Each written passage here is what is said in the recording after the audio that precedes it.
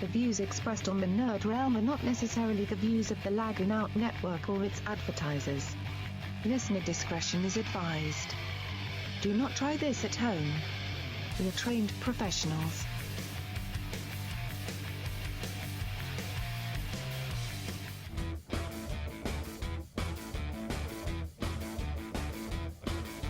You are now entering the Nerd Realm on the Lagging Out Network, where we bring all the nerd news and more to you. And now, the hosts of the Nerd Realm, Havok and 404. Welcome to the Nerd Realm, everybody. My name is Havok, and we have a grand show for you today called Spidey Goes West, and we'll get more into that later. With me is my amazing co-host, 404. Hey guys, how you doing? It's good to be here again on another Nerd Realm episode. Today we have with us from Revolver Gaming, Mythic. How you doing, Mythic? Pretty good, guys. How's everyone? Oh, we're doing good. Fantastic. I love how the intro said that we're trained professionals. Yeah, we're totally not. I can make that announcer say. I can make that announcer say anything I want. Got love fiber. Say I'm a buff firefighter next time. That'd be nice. Oh man, hey, we give her $5. She'll do anything. Yes, she will. Yes, she will. Oh man, like I said earlier in the intro here, we have a hell of a show for you guys. Got some big news that happened. Really big news. And one considering a really big dick in entertainment. One we saw coming, the other one I didn't. That's true. That's true. 404, why don't you give our audience a little bit of a rundown of what we're going to be talking about tonight? Yeah, on today's show, we're going to talk about Kanye West being Kanye West, I suppose. For lack of a better term, yeah. You know what? I'll just say it. Kanye West being the asshole that Kanye West is. So yeah. he'd just be a normal day-to-day Kanye. Pretty much. Yeah. And then coming up after that, we're going to talk a little bit about Jon Stewart leaving The Daily Show. I am very sad about that. Yeah, I've watched that guy since day one that he's been on that show, and yeah, I'm a little sad about that. Big fan of Jon Stewart in general. Yeah, I'm really curious to see where that show's going to go and who's going to pick up for him. And then right after that, the big story today is Spider-Man joining the Marvel Universe. Havok's going to have more on that coming up. Oh yeah. Well, let's kick it off straight at the top. Let's talk about Kanye West at the Grammys. Yep. Wow, dude, how do you do that? I mean, I think they had rules and etiquettes against just storming the stage for whatever reason. They do. I mean, or they should at least. This is the second time that Kanye West has done this. The first time was on MTV Music Awards, and where he interrupted famously Taylor Swift giving her acceptance speech. And honestly, who really gives a crap about what Taylor Swift has to say anyway? So really, if anything, Kanye helped her career even more than usual. And she just shook it off.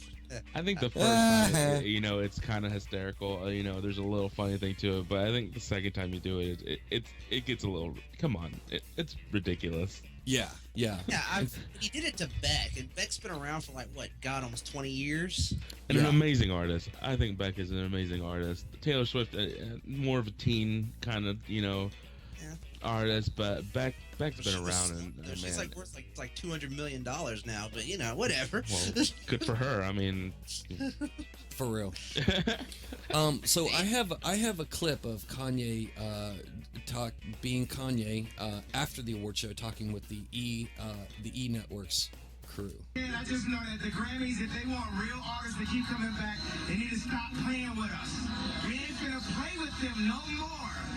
Okay, right there. We ain't gonna play with them no more. Can you act like any more of a little sissy? Basically you're saying, Kanye, we're gonna take our ball and go home because we didn't get what we want. Basically what he wants is Beyonce to win every freaking award there is. Beyonce does not need any more awards. she's already got like 32 Grammys or something like that. Yeah, you know. And there's a funny thing about it. If you watch the video, there's Jay-Z. He's like, "Oh no." He has his face like, "Oh no, he's doing it again." Yeah. So and then he's like, oh, you know, he has a sigh of relief and then he, laughs. But even with Jay-Z being, "Oh no," you gotta look at it. It's like it's not just everyone else. It's people in his own crew or circle being like, "No, exactly, he's doing it again." I didn't even know Beyonce had had an album out this past year.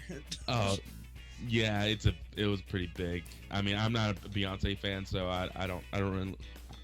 I know of it. I just know I haven't really listened to it. To be honest. Yeah, I would say the big thing to realize that if it's not on the top 40, it's not exactly going to get played. Oh, it was definitely in the top 40. It was a high-selling album. Oh yeah, I mean that's how she gets the high-selling album. Yeah, that's how you get nominated for album of the year. But honestly, the three of us are definitely not the target market for Beyonce's album. No. But here, this clip continues. Flawless Beyonce video, and Beck needs to respect artistry, and he should have given his award to Beyonce. Okay. Within 5 seconds of this man opening his mouth, he's already said 2 things that are offensive to artists everywhere. First, Beck needs to respect artistry. Really? Kanye, how long have you been in this industry, and how long has Beck been in this industry? How many instruments can you play? Look at the quality of work that each have done. Like, I know Kanye has done some albums, but Beck's quality of albums and music and artistry it has been superb, in my opinion. Absolutely. Is somebody who's been on an episode of freaking Futurama. He was in like the whole episode. He's somebody who does not take himself too seriously, which you gotta almost look at Kanye as being somebody who does take themselves too seriously in a comical fashion. That it's like, dude, really? How many times are you gonna open your mouth and just shove your foot right down your throat? Unbelievable. And it's funny, I don't think he even realizes he's doing it. It's such, so self-centered, narcissistic tendencies that he has that it's all about Kanye.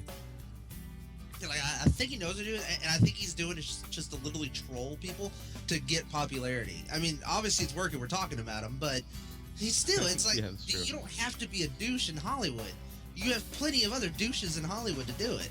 Yeah, I'm not making music. I guess I'll do something and put my name in the tabloids. Yeah. Okay, so he says Beck needs to respect artistry. Okay, how much respect are you showing by walking onto the stage and almost interrupting an award speech that was for somebody that because you didn't like who won? So you're going to interrupt an award speech for that. Category. He wasn't even nominated is another thing. Like, get out of here, man. Well, because for him it wasn't about him. It was about Beyonce winning, And again, it's like, how much of a hard-on does this guy have for Beyonce?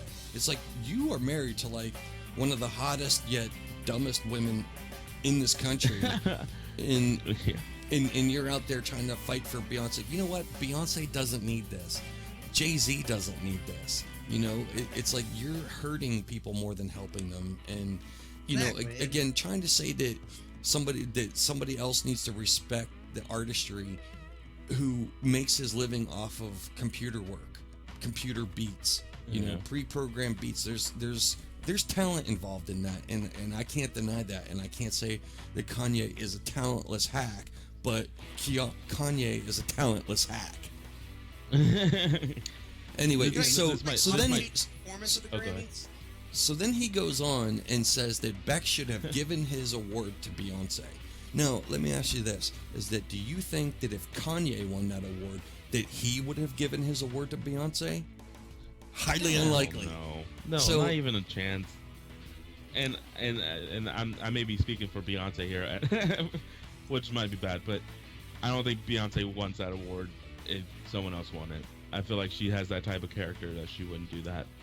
But exactly. I'm just assuming because I give people the benefit of the doubt, but well, she didn't storm the stage. That's true. That's true. Yeah, like, well, if you're talking about Beyonce from post Destiny's Child, like right afterwards, I'd say she'd be a little bitter. Now it's like I don't need that. Yeah. She's one of the She's top touring accomplished already, artists. and I don't think she doesn't care. Like, she cares, but she doesn't. Yeah. Yeah, it's like, well, I didn't win. I'll win it next year. She's one of the top touring artists in the world and has been for several years. She doesn't need this, and it didn't look like she was that heartbroken that she didn't win album of the year.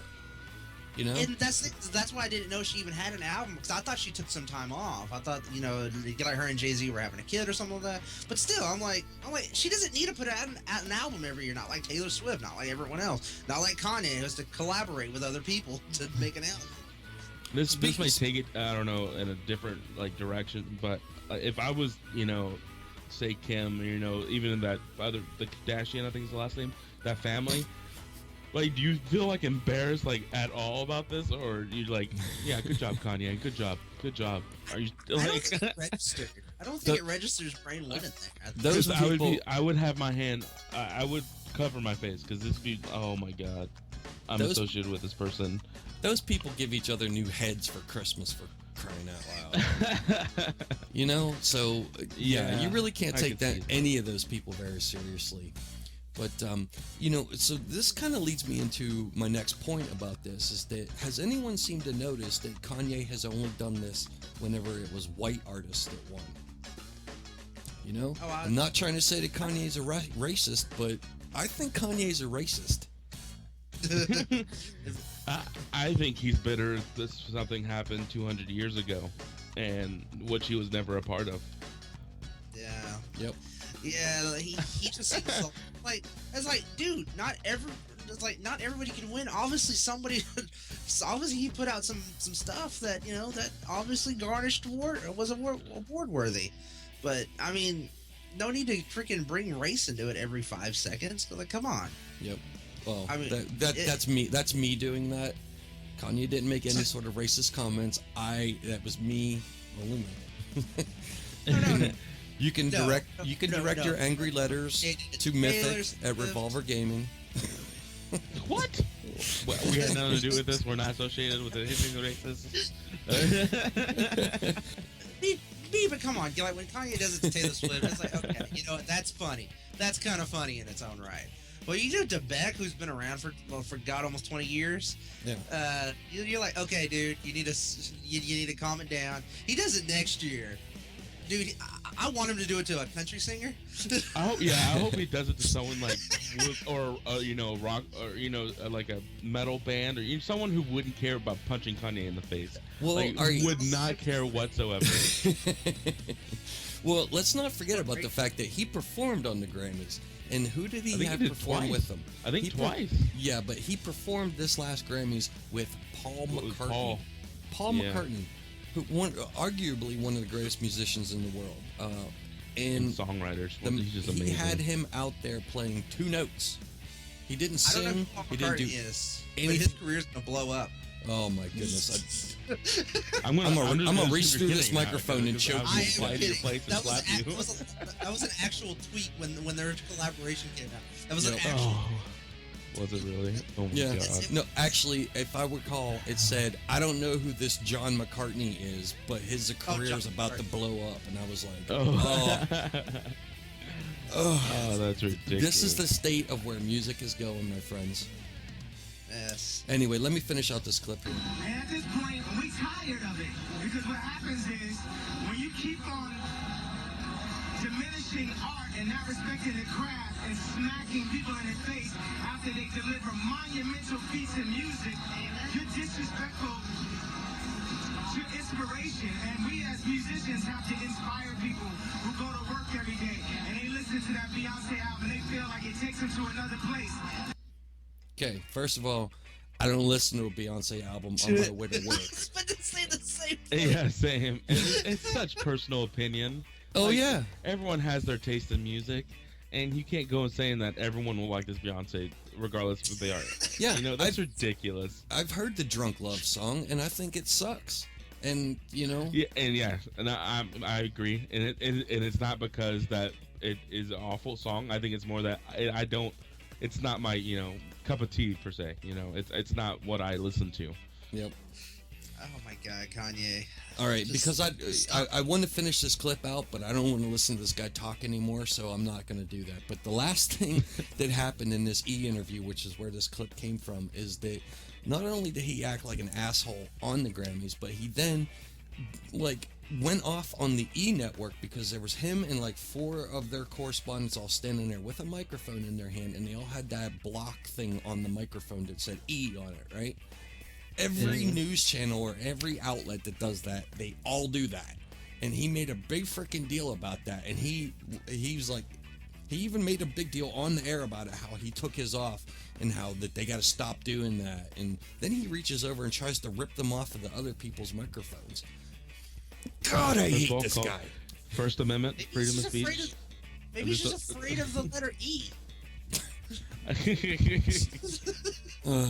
No, he's afraid of the letter T, and T stands for talent. He's just completely retarded.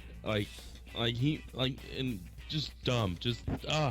He bothers me. I feel like, especially when he opens his mouth, it's like, just put this guy in a mental institution and take some of those guys out and give them a rap career. Be the same thing. Might even be better. Well, he succeeded in getting in the news. Yes, he did. He succeeded in making a spectacle of himself. That's for sure. You know what? And that might have been the end goal of what he wanted anyway. So, in all honesty, he won. That's what he wanted. He won. I mean, that's what. Let him have it. The fact that we're talking about this kind of pisses me off now. Yeah. Won something. Speaking of news, another bit of news, and maybe not a most credible name in journalism, but this past week, Jon Stewart of The Daily Show announced he is leaving his famous show after 17 years. It is a sad day. I know, man, dude. I watched the transition from Craig Kilborn to Jon Stewart. yeah, so did I. I've watched The Daily Show since Craig Kilborn first started that show, and he was a little weird, and I'm glad that it evolved the way it did, and Jon Stewart picked it up, because after Jon Stewart picked it up, the show just took a completely different direction and really focused more on taking actual news and dissecting it and showing, being not afraid to show these news outlets, especially Fox News, how they are the leaders in misinformation. And this is from a comedy show where, in your little intro about this, Havok, you said, I'm not so credible. The funny thing about that is that more people get their news from The Daily Show than they do of regular news. I believe that. Non-credible, like the real so-called journalist. I'm doing that in air quotes. The real journalists don't consider Jon Stewart an actual correspondent, and I completely disagree with that. I think he's credible. He has I mean, yes, he does. He does it in a way, in a joking manner, but it still gets the news across. Yeah, well, there's some satire in it, but I mean, it's still but it's still credible. Like, it's still happening. The stuff he's talking about. Yeah. And a lot of it is based on opinion. Where you don't have a which is mostly journalists. I mean, when you listen to the audience, responding to the stories and stuff, it's more along the lines of agreeing with what he's saying. You don't really get a counterpoint to any of that, but really it's his response to the news being reported by, and like you said, air quotes, journalists. And as of today, February 14th, 2015, now you can even look at your real journalists as being credible. Brian Williams. He's stepping down from NBC News. Oh, is he actually stepping down too? I thought he just got suspended. No, I think he took himself down before. That's probably a smart move by him. Yeah, and it was a smart move by him. But what was not smart of him is to do what he did. Well, yeah. Because now you took the face of your anchor, the guy at the top spot, and now he has no credibility over a stupid story that he just repeated on nightly shows. And so you got him, and then you got somebody like Jon Stewart, who has entertained the masses for 17 years.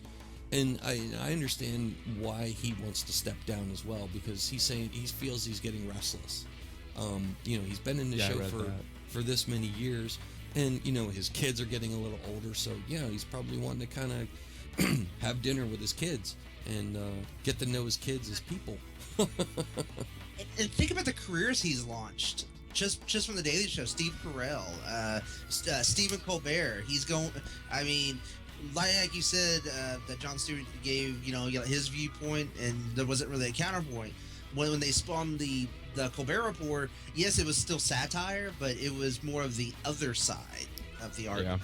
Yeah, that's true. And when he left with the nightly show, I think it is, with Larry Warren, I watched a couple episodes. I'm not impressed. No, Colbert was such a big part of that 10:30 slot or 11:30 slot, and him leaving, the Daily Show kind of took the whole brunt of that. Like, that's where I tune in.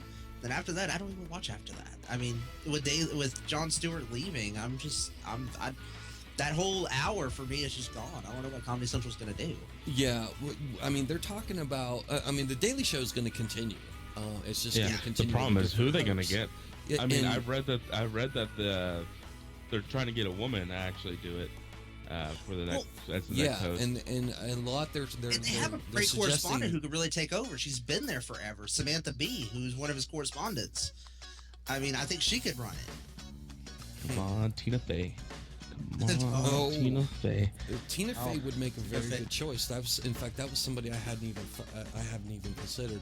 But I heard some people saying something like Amy Poehler, which I don't really think Amy Poehler would. I don't really like the idea of it being a woman, and not because women aren't funny or anything like that. It's just like because I'm sorry. Like Parks and Rec, Amy Poehler. Yeah. That Amy Poehler. Also, I don't think that was good. I like her. She's cool. No, she's awesome, but I just don't. She's an actress, and she's a comedic actress. She's done the Weekend Update thing, but Weekend Update on Saturday Night Live was a different ball game than it is on the Daily Show, and I don't think she would fit into that because we know her as this other personality. Now they've been talking about. I think her name is Jessica Williams, who's the really beautiful black girl on that show with the long dreads. Yeah, she's great. Oh yeah, she's funny as hell. Oh, I know who you're talking about. Yeah, that would actually not be a bad idea. Yeah, well, and that's the thing is that I think she's funny, but I don't think that she's the right person to carry the show, to be the anchor of the show, and to be able to do it in a way that keeps in tradition with the last 17 years. I mean, Exactly. maybe I'm and wrong. Like where Jon Stewart wasn't a character. Colbert was a character. That's right. Jon Stewart wasn't a character, and like you said, though, you learn about Amy Poehler. Yeah, she would be great, but like you also mentioned about the report show on Saturday Night Live. Yeah. That's meant to be funny. Jon Stewart, it was more his banter on the news was more of a commentary. And he had a little more of a dry humor to it that I loved. Yeah. Oh yeah. And so I guess I can't see a Saturday Night Live person do it because they're not really dry humor. It's more I don't know what kind of humor to call it, but I mean it's not dry humor.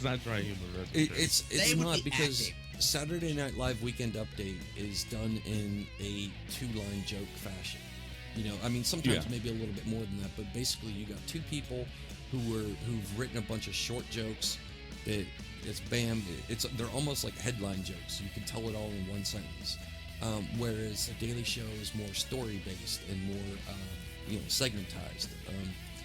So yeah, I mean, you could probably take somebody from a Saturday Night Live who that was kind of their function is that in fact Seth Meyers, who used to be the head writer, was also a the Weekend Update guy. And if you ever noticed, you never really saw him that often in sketches. I mean, he was in a few, but the Weekend Update was his gig.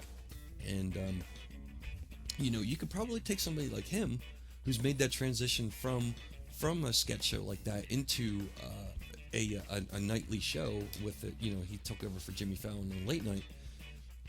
I think that he could probably do it, but again, I think it's just because it's the male aspect of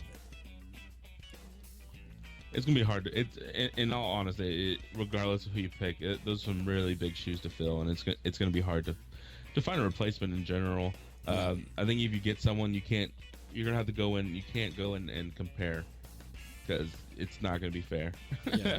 and not only that, no, that's the thing is that they have to bring something to the table that their predecessor left. Larry Wilmore on the Nightly Report sucks. He was a great sketch on Daily Show. He can't hold it. He can't hold the show. Like he cannot hold a 30-minute show. I mean, like the novelty is not there. I mean, because Jon Stewart and Stephen Colbert, they brought a little bit of themselves into the show, and Larry Wilmore, he's just Larry Wilmore, and he doesn't have that oomph that Stephen Colbert and Jon Stewart had. He doesn't have that charisma. He's very, hey guys, this is Larry Wilmore. It's like you can't be soft. You have to throw some energy in there more than what you're giving off. Yeah, and he's hilarious. He's hilarious as a comedian that I've seen with Jon Stewart. He's always tapping the desk. He's drumming. He's like full of energy, ready to go. Yeah, like 404. Well, that's because I drank like 3 Mountain Dews, so I'm. You know who I'd love to see on it, but I know this person will never do it because his he's making way too many movies to where doing something like this he wouldn't just do. I would love to see Will Ferrell do it. I think he has that kind of comedy, and maybe it won't be as serious as it was, but I think he could do it. Yeah, I think he could do it. But I know he wouldn't. That's a very interesting choice because Will Ferrell's such a character actor and comedian that I think a lot of people would be watching that or watching him and be like, okay, when's he gonna get crazy? When's he gonna go? That's true. That's true. But I don't think he would do it anyway. No. The person I would love to see take over, and it would be a really, really cool transition. But I know it's not going to happen because he also has a huge schedule of movies. Steve Carell. I would love to see him. Yeah. Because he was like their first big star they launched. Yeah, Steve Carell started on the Daily Show, and it'd be like a full circle kind of thing. That would be kind of cool. Yeah, that would be interesting. But yeah, as kind of like what you said, Havok is that he's got a movie career now.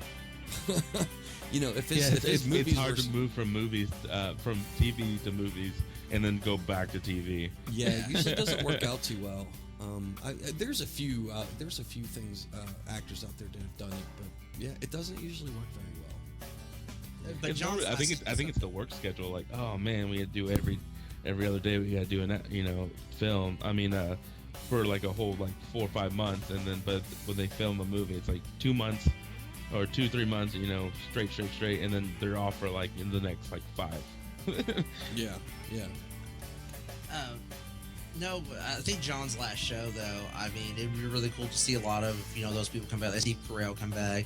Austin Monty. Awesome. I would love to see John Oliver come back, at least for an episode.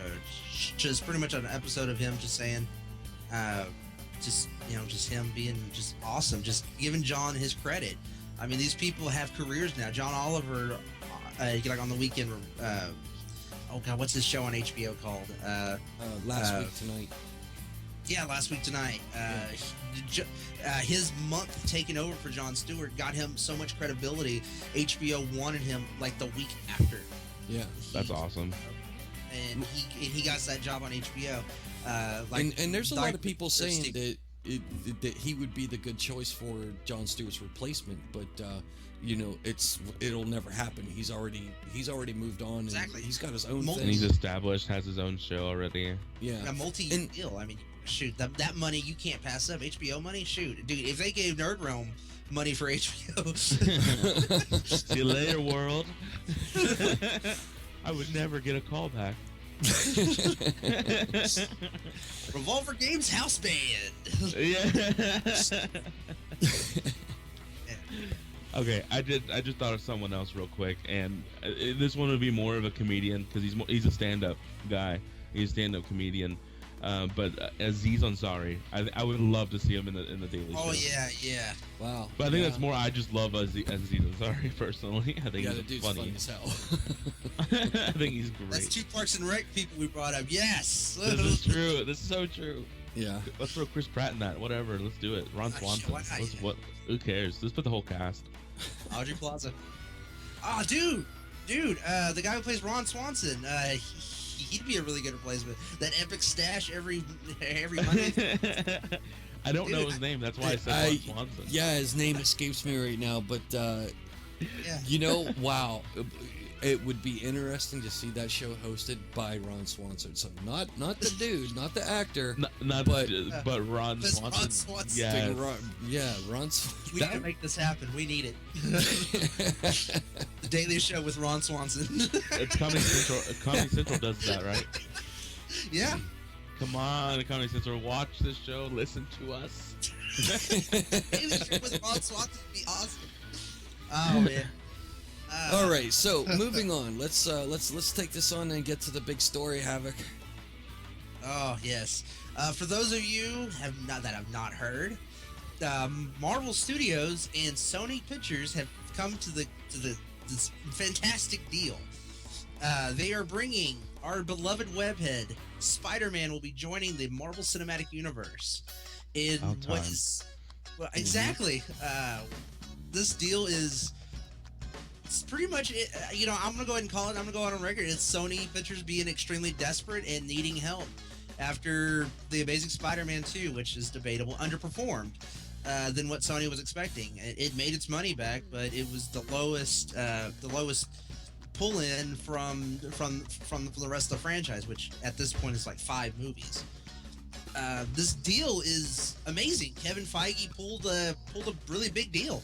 Who? And Kevin Feige. Kevin our Feige. lovely word that we love to say. He's gonna be directing the new Spider-Man. Him and I forget her name. Amy Pascal. Yeah. They're actually co-producing. They're not directing. They don't have a director. No, producer. yet. That's what I meant. I'm sorry.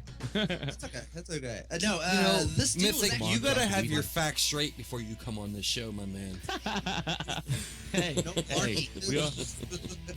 you made the false pretense in the intro saying that we were professionals. All right, this is on you. Hey, we are professional. That was our We're announcer. I said nothing. Well, you're nothing the of the professional. sort. You should have got someone professional to come help you guys. I mean, to be a guest. This is your We fault got still. professionalism from DeVry Universe. DeVry. I went to ITT Technical Institute. Today I have a high-paying job The in amount my of money field. Marvel Studios has paid for this deal is remarkable. It's so much money you would never believe. $0. They literally paid nothing to They got a steal. license this character. So Spidey comes home, kind of. He kind of comes home. It's this deal. Pretty much, Sony still owns the rights to Spider-Man. Still owns the rights. They still own the rights. They get the final say so on who gets casted, how they portray the character, and which is okay, I guess. I mean, but I here's where think they're going to be pretty lenient on it, though. That's I think.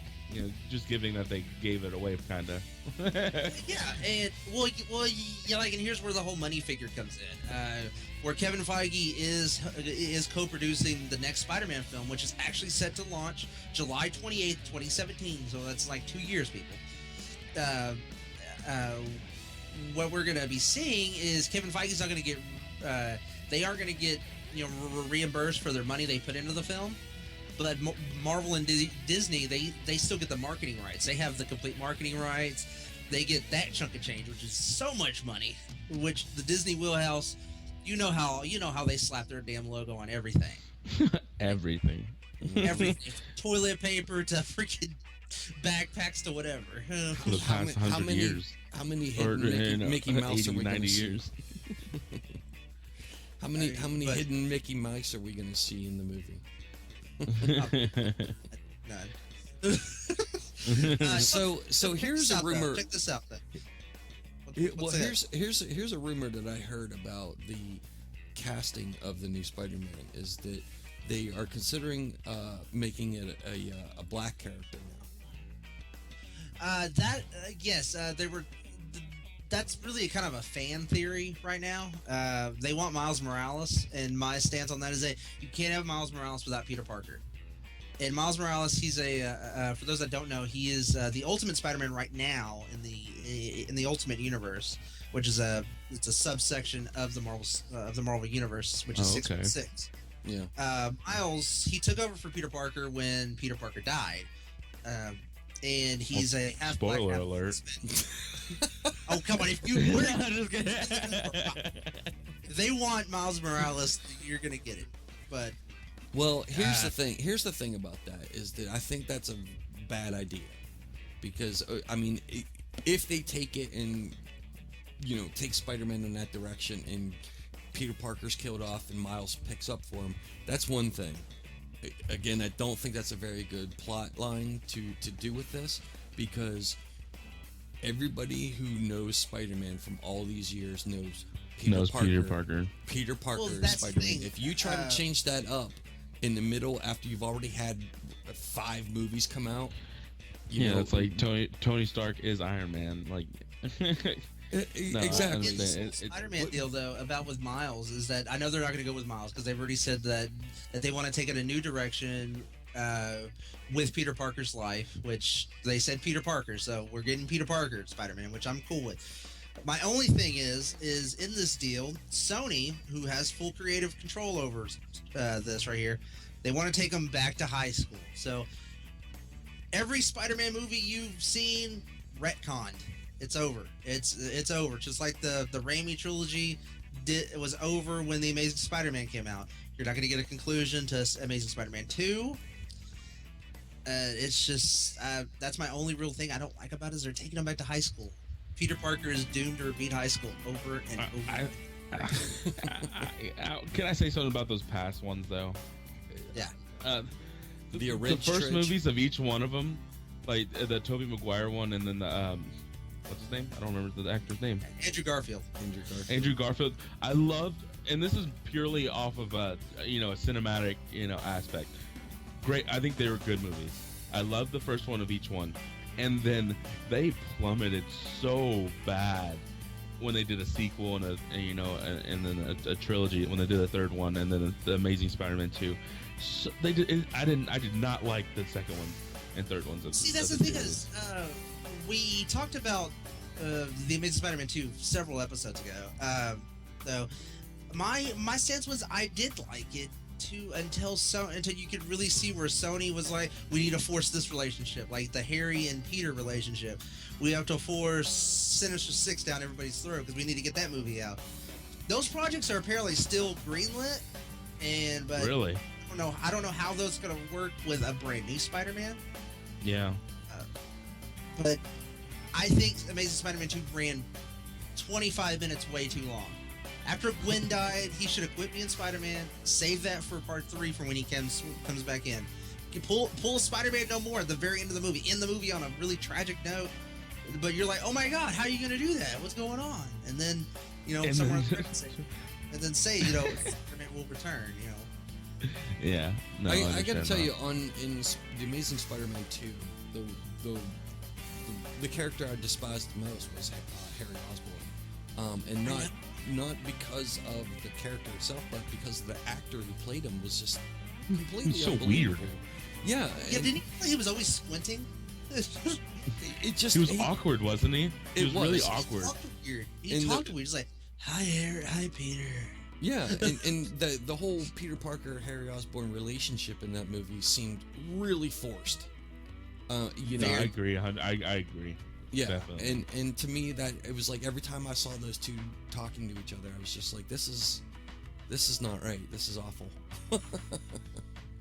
Well, Andrew Garfield is out. So is Mark Webb, the director of the first 2 Amazing Spider-Man films. So he's out, and I thought Mark Webb did a fantastic job.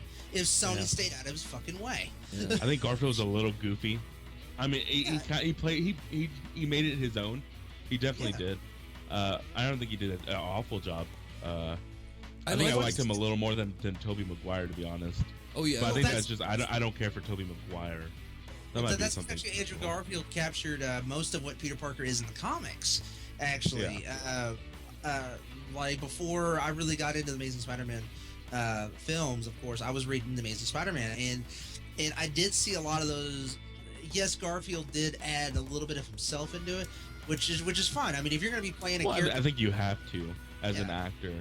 Exactly, and then he made sure to mix in a lot of what made Peter Parker, Peter Parker, his social awkwardness, but at the same time, nerd now is such a broad term to what to being a nerdy kid was when Spider-Man first came out in the '60s. So, I mean, and you can't beat the Spider-Man memes that have gone around the internet. They were the funniest damn things I'd ever seen. Spider memes. Yeah, those are awesome. But the good thing though about this deal is, when Marvel Studios is going to be, I know they're going to be announcing whoever they have cast. They probably have a short list. We will get Spider-Man in an upcoming Marvel Cinematic Universe movie. He will debut. More than likely, it's going to be Captain America: Civil War. Yeah, I was gonna say, that's what they have him rumored, right? That's the one they have. It. That's the most reliable source. I think that's what they said. That's the movie that it's probably going to happen. Yep. Well, and interesting. with this new Spider-Man movie coming out, that's co-produced in Sony and Marvel Studios, is we have all the rest of Phase 3 and everything being moved except for Avengers 3. That's still set in stone, but everything else is kind of moved down. Like Thor was supposed to come out in July, which I think that was a bad move. Thor coming out in July, so it's moved back down to its normal November spot. The first two movies came out in November. Thor needs to be a November movie. It just feels like a November movie. I don't know why. I mean, in the movie with a big action, in the year with a big action movie. Yeah, they moved. They moved Black Panther too, didn't? Oh, that's Which DC. everybody was That's- pissed I'm off at that. sorry. It's still coming out. It's not like they canceled it. I've had a bunch of people pissed off that they're moving Black Panther to make room for Spider-Man. He's a new character. Give him time to flesh out. He was going to have like maybe a few scenes in Captain America: The Winter Soldier, not Winter Soldier, Civil War, and we're also going to probably see him in Avengers: Age of Ultron. That's I wonder how they're doing that one though. Like, Civil War, are they gonna like put him in the movie, or is it gonna be one of those after credit things where he comes in? I don't know. Kind of thing. But just to wind this up, what do you guys feel about the Spider-Man move to the Marvel Cinematic Universe? About damn time. Is all I'm gonna say about that. Thank you. Thank you, Marvel. Thank you. Thank you for Sony for being desperate. Yes. Yeah. That sums up my feelings on it too. I'm always interested to see where they're going to take a classic character like this, and it's been a little unfortunate how the sequel movies have played out leading up to now, but you can't beat Spider-Man. He's one of the best. And everyone knows Spider-Man. Everyone knows and loves Spider-Man. Yep. Regardless if you're like, even if he's not your favorite superhero, there's a part of you that's like, I like Spider-Man. I like Spider-Man. If you were a kid and you never went, then you don't. You know, with your hand, yeah, I know. Agreed. Should I still do that? Not my favorite. not my favorite superhero whatsoever. You know, it's funny. My favorite superhero, this is probably off topic, is from DC. My favorite superhero is the Flash, but I love the Marvel Universe way more. As weird as that is. Oh man, but yeah, Spider-Man coming to the MCU, guys. It's coming sooner than we think, and it's gonna be one hell of a ride. I'm excited for it. Definitely looking forward to it. Mythic, before we go, I wanted to ask you what's coming up on Revolver Gaming. Oh, nice. Well, just to introduce myself a little more, I am the VP of Revolver Gaming Network, and just on the dock of our YouTube, we have some montages coming out this week. Sniping montage coming out this weekend, and check in our YouTube at Revolver GN United at YouTube.com. And we have some Let's Plays coming up and some commentary videos, some achievement hunting videos. So, if you achievement hunters out there, watch out. Awesome. Very good. All right, guys. Man. This has been the Nerd Realm. Havok, Mythic, I'm 404. Thanks a lot, guys. We'll see you next time. This has been a presentation of the Nerd Realm with Havok and 404 on the Lagonaut Network.